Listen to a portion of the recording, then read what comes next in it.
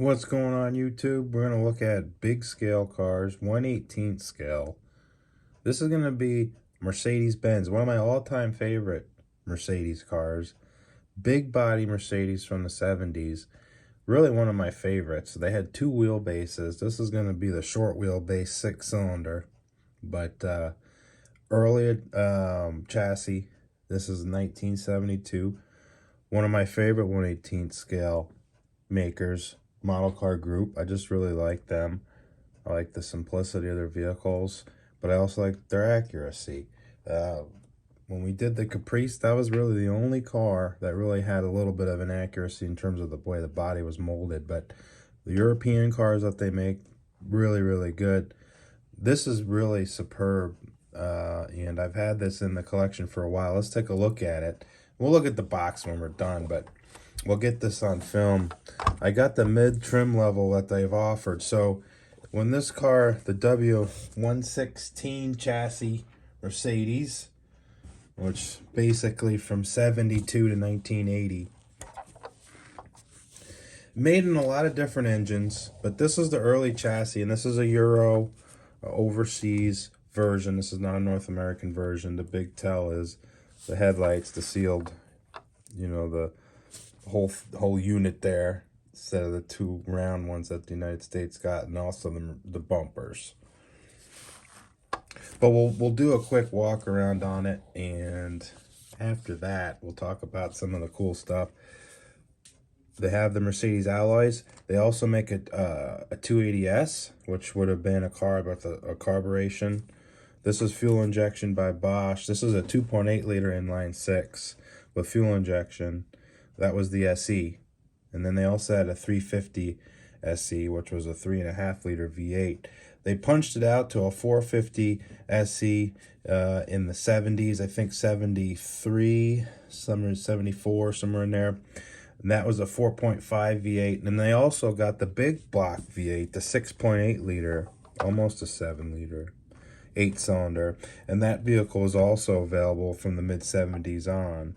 I think it was 75 on. Also, the SEL 6.9, based on this chassis, was the longer wheelbase. So you'd see the back doors a little bit longer. And that car also. Now, I did rub off the S on that. That was completely my fault. That is metal transfer stickers, and I was handling this car a little bit. I think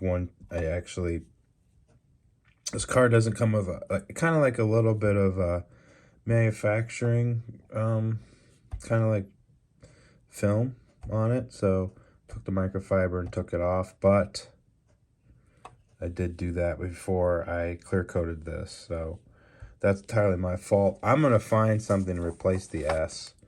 But just look past that.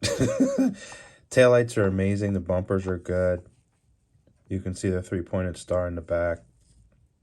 No registration. This car looks like a car from the catalog with the way the number plates are. This car could have had a 4-speed stick or 3-speed auto. Eventually they had 3 and 4-speed automatics, and they also had a 4 and a 5-speed stick shift. The 3.5 liter V8 was available with stick, so that's kind of cool. Model car group with these releases recently have been doing, they'll do a casting and then they'll do 3 different trim levels. This again had the 280S SE and then a 350 SE. They don't make the 450 yet, but they probably will. This is really like their introductory on this. This car's still available online from multiple retailers, a lot of them from Europe. But sometimes there's some North American importers too. You just got to do a little bit of work. Separate windshield wipers. Look how cool those look. This car had a black interior, but I felt that was a little bit plain. So I did go ahead and redo the interior in dark brown.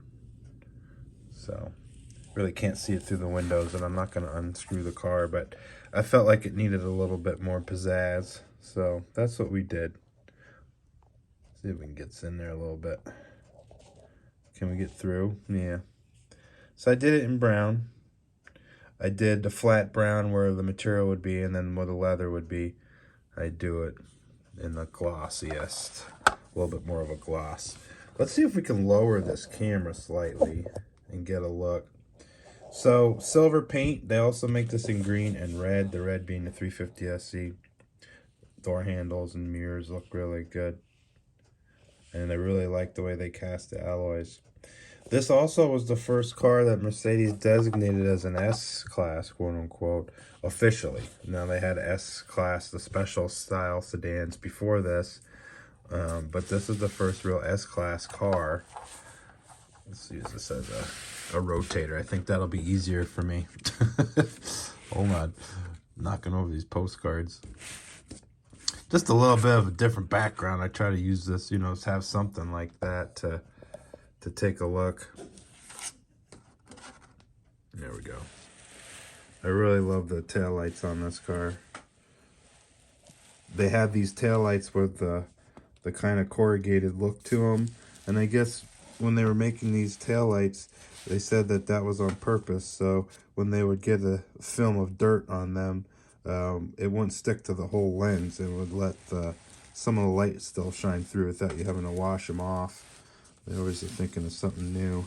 But they also wanted to do a kind of a unique or a corporate from the top down look to these cars. They're trying to make it where you could tell it was a Mercedes that didn't have a lot of different, well, the design cues were going to be with all the vehicles. And that really started with the SL Coupe, the convertible car. And then when they made this vehicle, they wanted to have it have a lot of similarities. And when you look at the headlights, the grille, the wheels, the way the trim molding size and shape was, the chrome strip here for the weather, rain channels and stuff like that, the door handles, taillights, that would look very similar with all the model lines. And they were trying to kind of unify the way the Mercedes cars looked. And this was kind of the second vehicle they did that.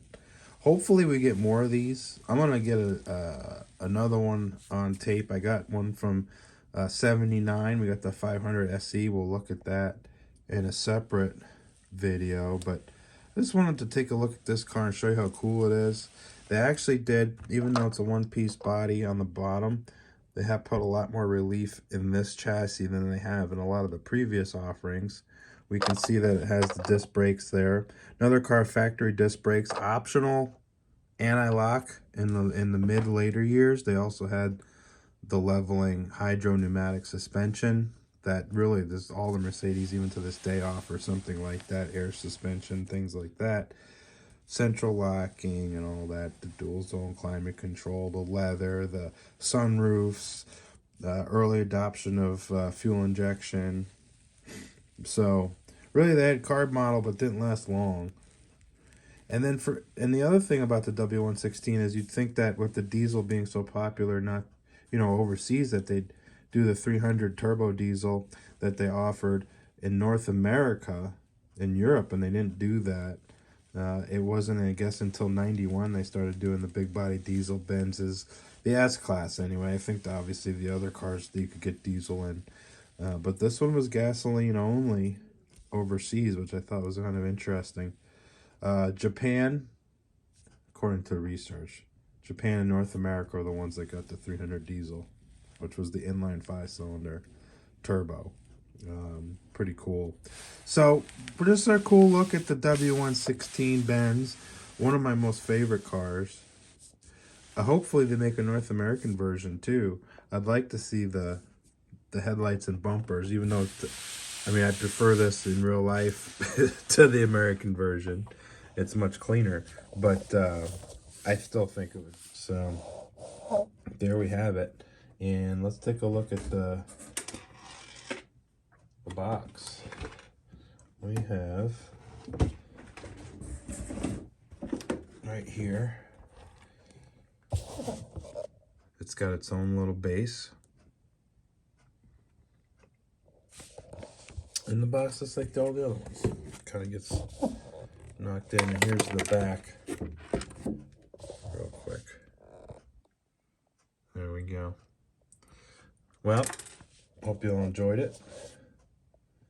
What a beautiful car, huh? Rolls nicely, too. And it's got the metal 3-pointed star on the roof, or on the grill as well. Hope you all enjoyed it. Till next time.